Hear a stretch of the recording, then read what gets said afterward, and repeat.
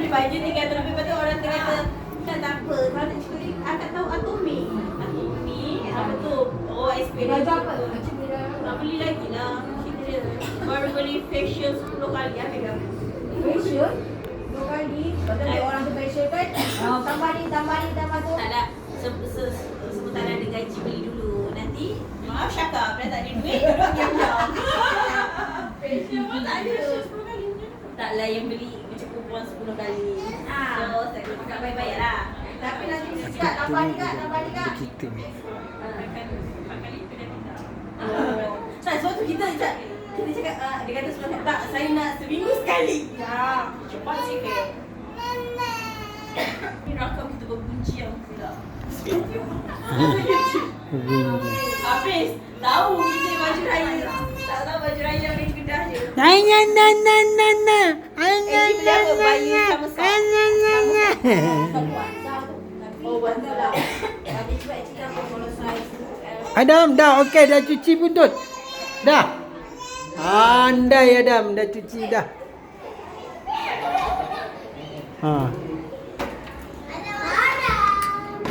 Belajar Adam. Ajar Adam. Oh, dia belajar, dia ajar dah. Ajar dah. Kawan dia. Kawan Yusuf. Berkawanlah dengan Yusuf. Adam. Kawan dengan Yusuf. Peluklah dia Yusuf. Peluk dia. Dia senyum. Adam dia kawan lah. Ini kembar aku ni kata dia. Sama gigi tak ada. Salam. Abang peluk. Cuba peluk. Allah. Ya kembar ke. Ada kembar lah. Kembar Adam Okey.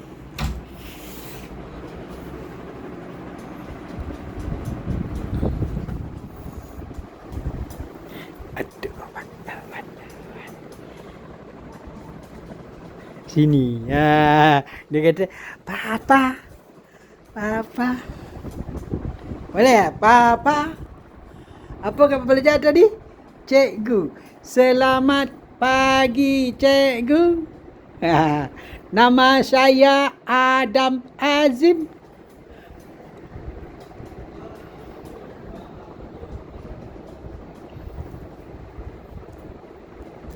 Ni.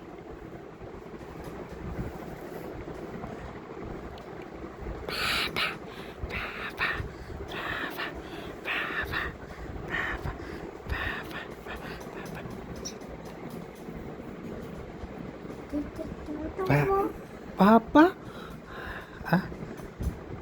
Rabbi srali sadri wa yassirli amri wahlul 'uqdatan min lisani yafqahu qawli. Rabbi srali sadri wa yassirli amri wahlul 'uqdatan min lisani yafqahu qawli. Sini. Papa. Okay. 1. Salam. Ayo.